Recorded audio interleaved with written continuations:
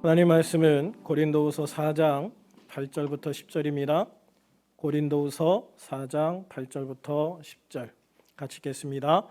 우리가 사방으로 우겨쌈을 당하여도 쌓이지 아니하며 답답한 일을 당하여도 낙심하지 아니하며 박해를 받아도 버림받지 아니하며 거꾸로 트림을 당하여도 망하지 아니하고 우리가 항상 예수의 죽음을 몸에 짊어짐은 예수의 생명이 또한 우리 몸에 나타내게 하려 함이라. 아멘.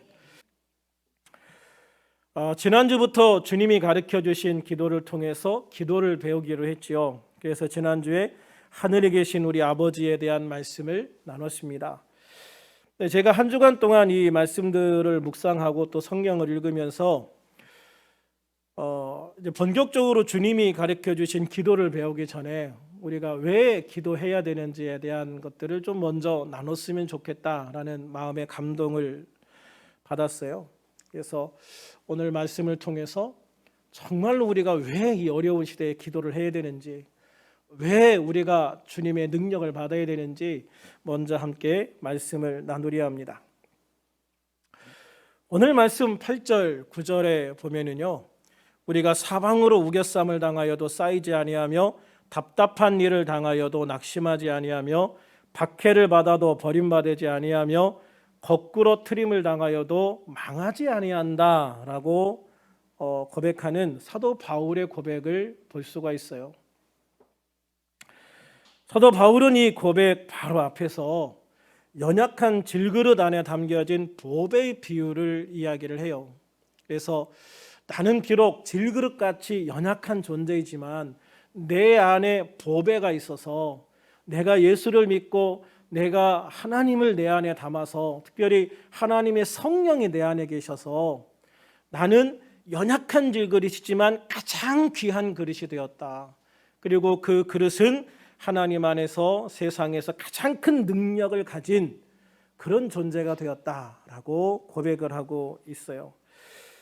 바울은 이런 고백 뒤에 내가 하나님의 성령을 통해서 가장 큰 능력을 가진 자가 되었다라는 고백 뒤에 오늘 고백을 하고 있는 거예요. 그러니까 우리가 예수를 믿고 주님의 성령을 받고 믿음으로 기도할 때 우리는 어떤 삶을 살 수 있는지를 사도 바울이 이야기를 하고 있는 거죠. 우리가 사방으로 우겨쌈을 당해도 답답한 일을 당해도 박해를 받아도 거꾸로 트림을 당하여도 우리는 승리할 수 있다. 할렐루야. 이게 바울의 승리의 선포예요. 바울의 이런 믿음의 선포를 통해서 힘들고 지친 우리들이 힘을 얻고 능력을 얻는 시간이 되기를 주님의 이름으로 축원합니다. 먼저 8절을 한번 같이 볼까요? 시작. 우리가 사방으로 우겨쌈을 당하여도 쌓이지 아니하며 답답한 일을 당하여도 낙심하지 아니하며. 우겨쌈을 당한다라는 말은 헬라어 원문으로 보니까 즙을 짜기 위해 포도를 짓누르다라는 뜻이더라고요. 그러니까 우리는 포도주를 담을 때 그냥 포도 알갱이를 통에 다 넣잖아요. 근데 이 사람들은 포도주를 담을 때 포도의 즙을 짜요. 그래서 즙 틀에다가 놓고 위에서 꽉 눌러가지고 즙을 다 짜내서 그 즙으로 포도주를 만들거든요. 그러니까 포도주 즙 틀에다가 포도를 넣으면 어떻게 돼요? 사방이 꽉 막혀 있잖아요. 거기에다가 위에서는 강한 힘으로 내리 눌러요. 포도 알갱이로서는 빠져나갈 구멍이 없는 거예요. 어디에도 피할 구멍이 없는 거예요. 바로 그런 상태가 우겨쌈을 당한다라고 표현되었다는 것이죠. 그런데 바울은 이렇게 우겨쌈을 당하여도 쌓이지 않는다라고 고백을 해요. 예수 안에서 하나님을 믿고 의지하는 성도들에게는 하나님의 보호하심과 도우심과 큰 능력이 함께하기 때문에 아무리 많은 대적이 나를 우겨싸도 나는 반드시 뚫고 나갈 길이 있다. 하나님이 열려놓은 통로가 있다. 할렐루야. 열왕기하 6장 14절 19절에 보면 아람 군대가 엘리사 선지자를 잡으려고 사마리아 성을 포위한 사건을 기록을 하고 있어요. 우리도 많이 알고 계시지요. 아람 군대가 밤에 사마리아 성을 포위합니다. 막 겹겹이 포위해가지고 빠져나갈 사람이 없도록 완전히 포위를 해요. 그런데 아침에 일찍 일어나서 성 위에 그 상황을 보고 엘리사에게 달려간 사람이 있어요. 바로 엘리사 선지자의 사환이라고 했죠. 어디서는 종이라고도 하고 사환이라고도 했는데, 이 사람이 성 위에 아침에 올라가 보니까 성이 완전히 포위되어 있는 거예요. 깜짝 놀라가지고 자기 선생님인 엘리사 선지자에게 달려가가지고 자초지정을 얘기하죠. 제가 새벽에 일찍 일어나가지고 성 위에 올라가 봤더니 아람 군대가 우리를 완전히 포위하고 있습니다. 선생님, 큰일 났습니다. 그때 엘리사 선지자가 뭐라고 얘기하냐면, 걱정하지 말아라. 우리와 함께 있는 자가 저들보다 많다라고 이야기를 하거든요. 그런데 이 사환의 입장에서는 이해가 안 되는 거예요. 왜냐하면 자기 눈에는 사마리아 성을 포위하고 있는 아람 군대는 보이지만 우리를 구원해 줄 군대는 보이지 않는 거예요.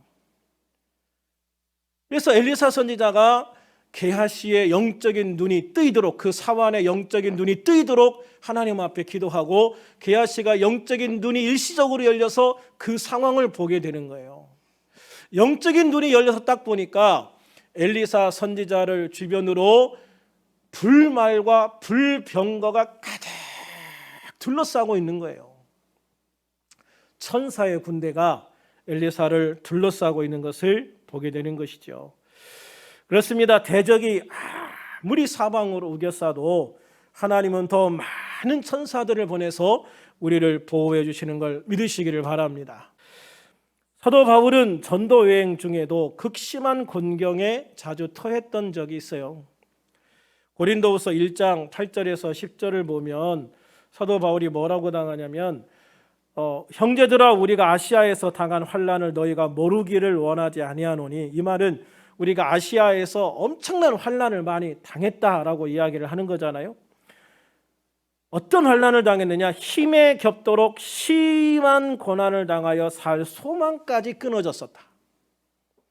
내가 감당하기 어려울 정도로 정말 힘든 고난들을 내가 많이 겪으면서, 그때는 이제 더 이상 살아갈 수 있는 소망도 끊어졌었어 라고 이야기를 하잖아요. 9절에 보면 우리가 우리 자신이 사형 선고를 받은 줄 알았으니, 그랬어요. 이제는 다 죽었다. 이제는 완전히 우리는 죽을 수밖에 없구나라는 상황도 있었다는 거죠. 그런데 이런 모든 것들이 우리로 자기를 의지하지 말고, 나라는 자신, 인간을 의지하지 말고, 또는 사람을 의지하지 말고, 오직 죽은 자를 다시 살리시는 하나님만 의지하게 하려 하심이라. 이 고난들을 통해서 사도 바울은 뭘 배웠냐면, 역시 내가 의지할 것은 내가 아니라, 사람이 아니라 하나님밖에 없구나. 그러면서 정말 온전히 하나님만 바라보았더니, 10절에 그가 이같이 큰 사망에서 우리를 건지셨고 또 건지실 것이며 이후에도 건지시기를 그에게 바라노라. 이미 건지셨고 지금도 건지시고 앞으로도 나를 건져 주실 것이다. 할렐루야. 고린도후서 7장 5절에도 바울이 뭐라고 고백하냐면, 우리가 마게도냐에 이르렀을 때에도 우리 육체가 편하지 못하였고 사방으로 환난을 당하여 밖으로는 다툼이요 안으로는 두려움이었노라 그랬어요. 얼마나 큰 박해를 받았는지 그것 때문에 막 너무 힘들었다는 거죠. 우리가 그걸 이겨나가기 위해서 정말 치열한 영적인 전투를 치렀다. 그런데 그런 상황에서 우리 안에는 엄청난 두려움이 있었다. 사실 바울이요, 두려움을 모르는 사람이에요. 진짜 두려움을 모르는 사람처럼 그렇게 행하거든요. 돌에 맞아도, 채찍을 맞아도, 태창을 맞아도 끄떡 없는 것 같잖아요. 그런데 바울이 그 속으로 엄청난 두려움을 느꼈다. 그만큼 힘들고 어려운 상황들을 많이 겪었다는 거죠. 그런데 고린도후서 1장 5절에 뭐라고 고백을 하냐면 그리스도의 고난이 우리에게 넘친 것 같이 우리가 받은 위로도 그리스도로 말미암아 넘치는도다 그랬어요. 그렇게 고난도 많이 받았지만 그러나 그 고난을 이겨나가는 과정 속에서 주님이 주시는 위로는 더 많이 경험을 했다. 할렐루야.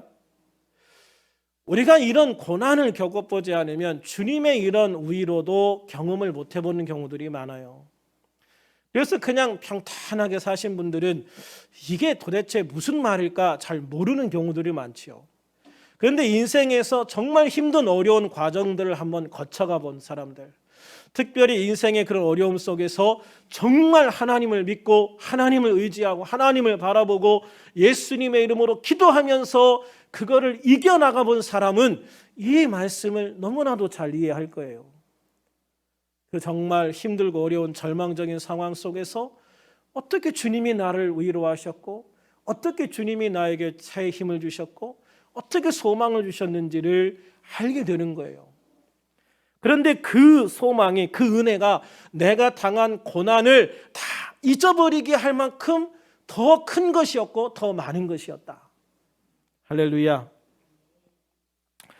그래서 바울은 답답한 일을 당하여도 낙심하지 않는다라고 말하는 거예요. 아무리 답답한 일을 당하여도 나는 낙심하지 않아. 왜냐하면 그 답답한 상황을 이겨나갈 수 있는 힘을 주님이 주셨기 때문이죠. 8절 같이 한번 읽습니다. 시작. 우리가 사방으로 우겨쌈을 당하여도 쌓이지 아니하며 답답한 일을 당하여도 낙심하지 아니하며 답답한 일을 당하여도 낙심하지 않는다. 우리가 이런 답답한 일을 당했을 때 낙심하는 경우들이 제일 많거든요. 또 외부적인 환경에 의해서 막 강한 압력이 들어올 때는 내가 오기로라도 막 이겨나가는 힘이 생기는데, 그런데 이게 막 정말 답답한 내 속에서 뭐 어떻게 할 수 없는 그런 답답한 환경들이 밀려올 때, 이때 사람들이요 우울증에 빠지고 절망하고 좌절하고 낙심하는 경우들이 너무 많다고 그래요. 바울에게 있어서 그런 대표적인 일이 고린도 교회에 침투한 거짓 교사들의 모함이었어요. 고린도 교회에 거짓 교사들이 들어왔어요. 이단들이 들어왔어요. 그래서 그 교인들과 바울을 이간질시키는 거예요. 그래서 몇몇 고린도 교인들이 바울을 대적하기를 시작을 해요. 가가지고 내가 열심히 그 사람들에게 말씀을 전하고 그들을 세워주려고 기도해 준 것밖에 없는데, 내가 그 사람들의 생명 하나하나를 너무나도 소중하게 생각해서 정말 내 생명을 줄 것처럼 그 사람들을 위해 가서 열심히 헌신했는데, 어느 날 갑자기 그 사람들이 돌아서서 나를 대적하는 거예요. 여러분, 그 상황이 얼마나 힘들고 어려울까. 목사가 교인 한 명만 떠나도 그것에 대한 그 힘듦이 사실 말할 수 없거든요. 그런데 막 자기를 향해서 막 대적을 하는 거예요. 자기를 공격을 하는 거예요.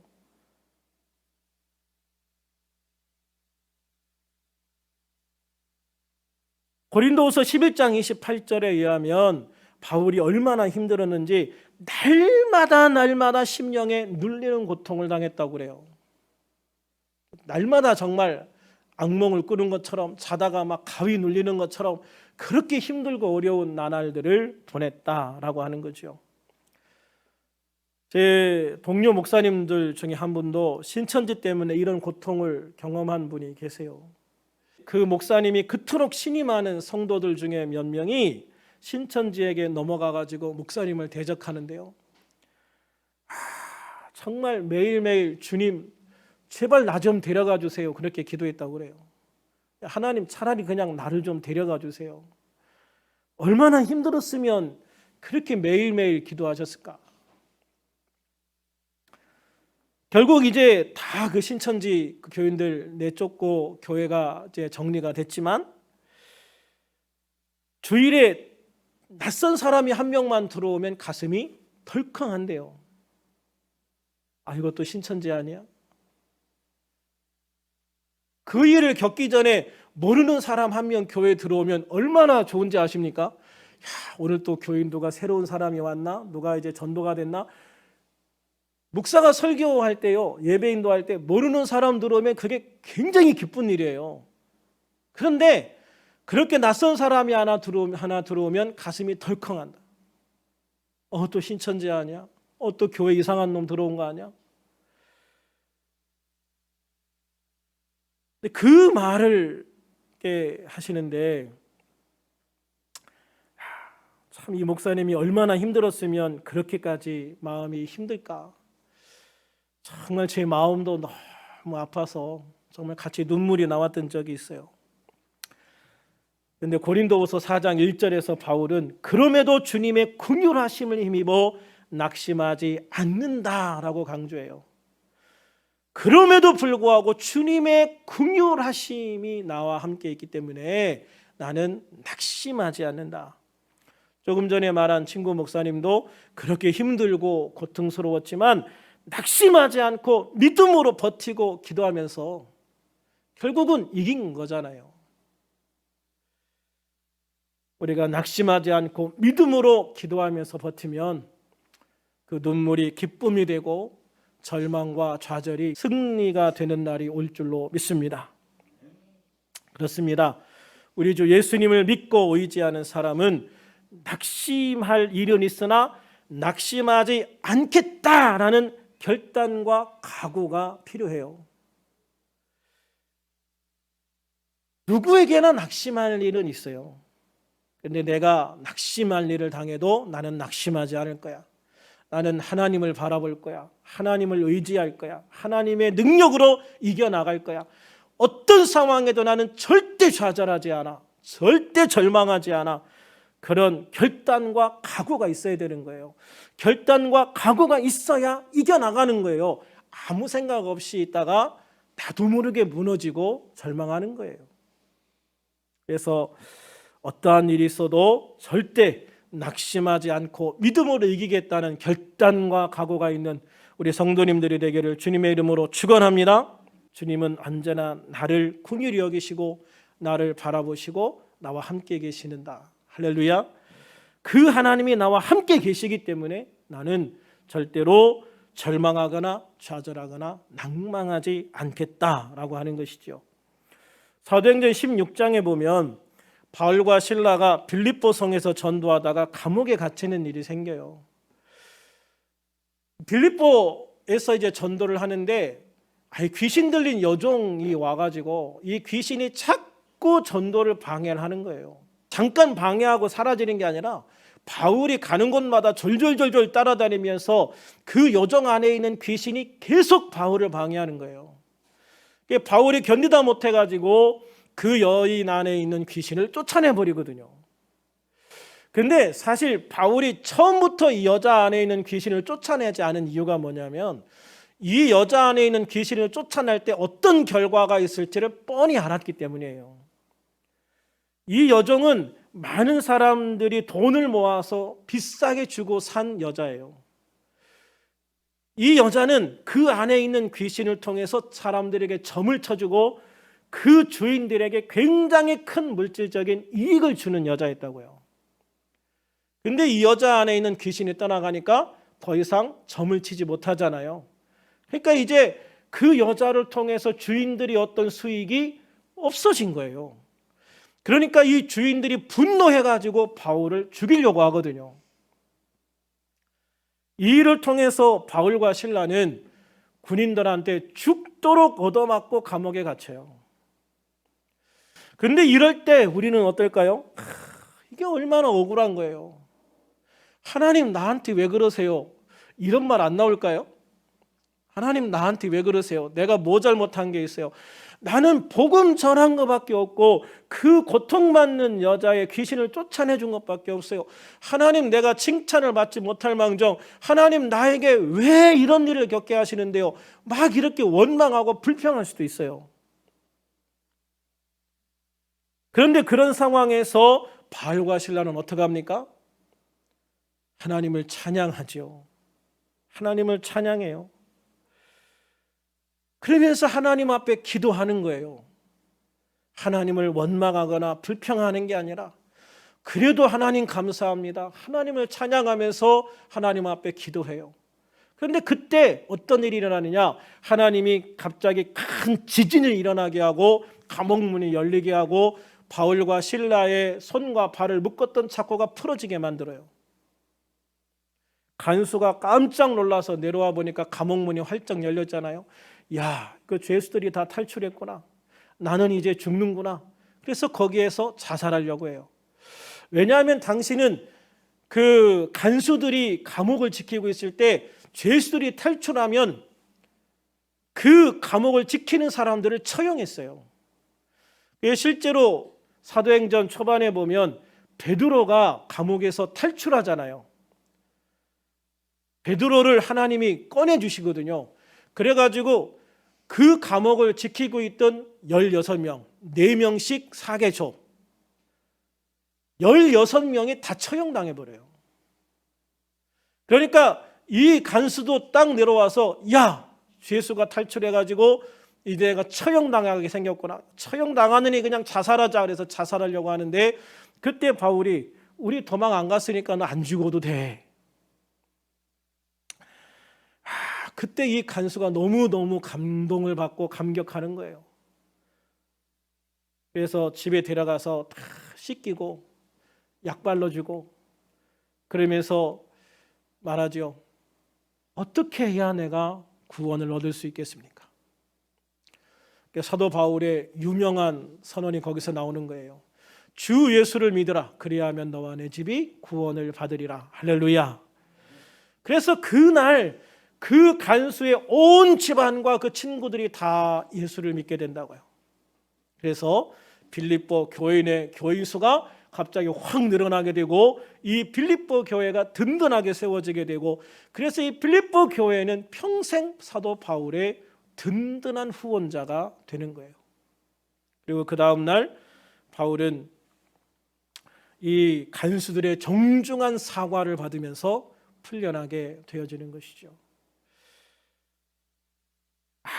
아무리 답답한 일을 당하여도 정말 믿음으로 기도하고 찬양하면서 하나님을 바라볼 때 주님이 어떻게 도우시고 보호하시고 인도하시는지를 정말 기가 막히게 보여준 사건이 바로 이 빌립보 사건이에요.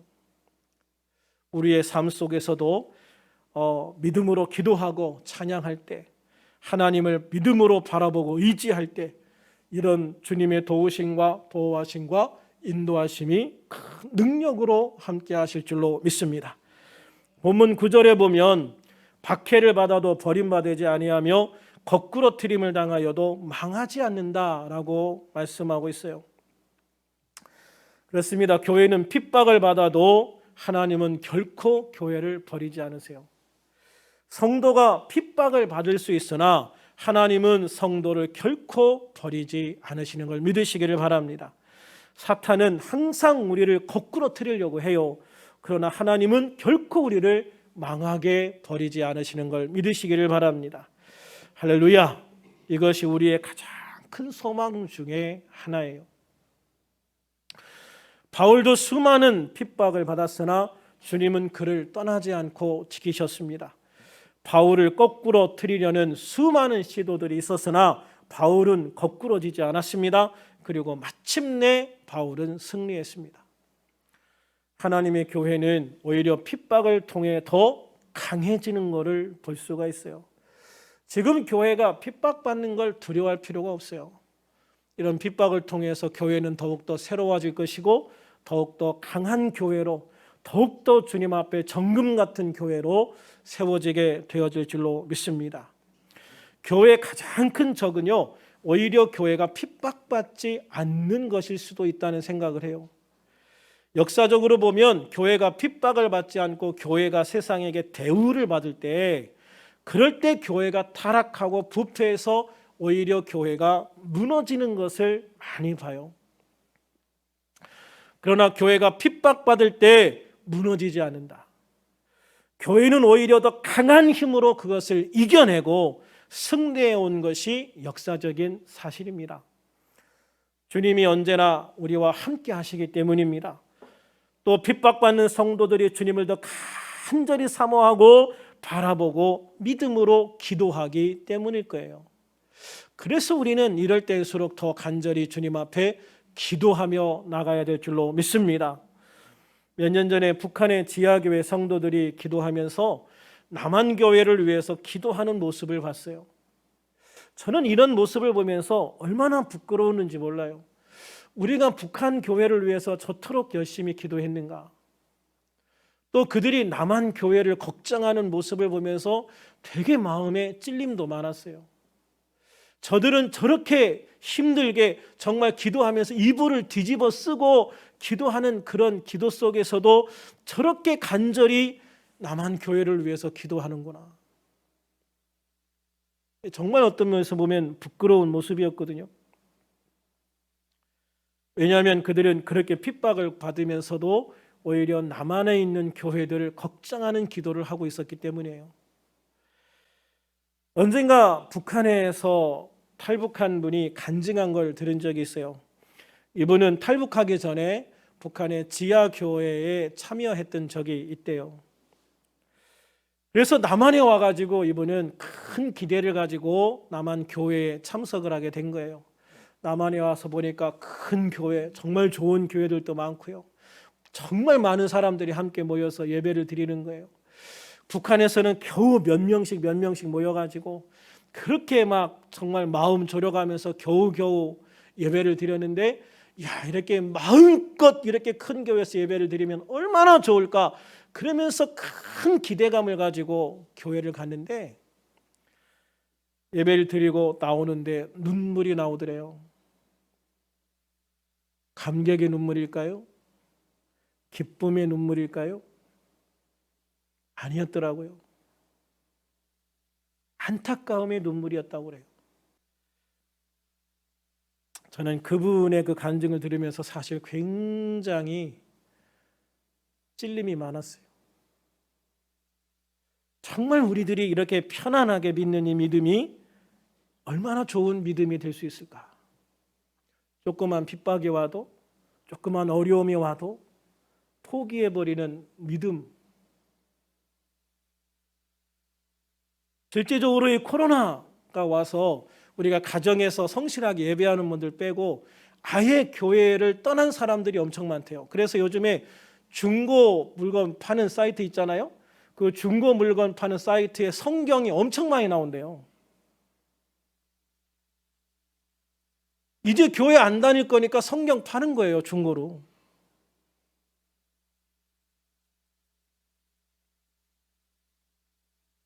정말 우리가 하나님 안에서 정말 하나님의 믿는 믿음을 갖는 우리들이 되기를 주님의 이름으로 축원합니다. 어떤 핍박과 박해가 와도 견디고 이기고 승리하는 교회가 될 줄로 믿습니다. 본문 10절을 보면 우리가 항상 예수의 죽음을 몸에 짊어짐은 예수의 생명이 또한 우리 몸에 나타내게 하려 함이라고 했어요. 예수의 죽음은 십자가를 의미하고 몸에 짊어진다는 것은 내가 예수 그리스도의 고난에 참여한다는 것을 의미해요. 이 말씀을 묵상하면서 과연 나는 주님의 고난에 동참할 자세가 되어 있는가라는 생각을 했어요. 돌아보면 지금까지 너무 편안하게 신앙생활을 해오지 않았는가 하는 생각도 해봅니다. 세상에서 가장 강한 사람이 죽음을 각오한 사람이라고 그래요. 죽을 각오를 하면 못할 게 없다. 그래서 죽을 각오가 되어져 있는 군대는 가장 강한 군대예요.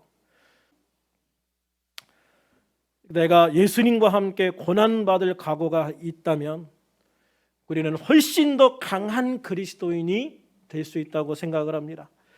더 강한 그리스도인이 된다면 주님께서 우리를 보호하시고 지켜주시고 인도해 주시는 그 은혜도 또한 더 커지고 더 강해지는 거예요. 사도 바울은 고백합니다. 우리가 사방으로 우겨쌈을 당하여도 쌓이지 아니하며 답답한 일을 당하여도 낙심하지 아니하며 박해를 받아도 버림받지 아니하며 거꾸로 트림을 당하여도 망하지 아니하고 우리가 항상 예수의 죽음을 몸에 짊어짐은 예수의 생명이 또한 우리 몸에 나타나게 하려 함이라. 사도 바울의 이 고백이 우리들의 고백이 될 수 있기를 주님의 이름으로 축원합니다. 그래서 이 고백을 통해서 믿음을 가지고 날마다 기도하면서 정말 날마다 주님이 주시는 승리를 경험하는 우리의 삶이 되어지기를 소망해요.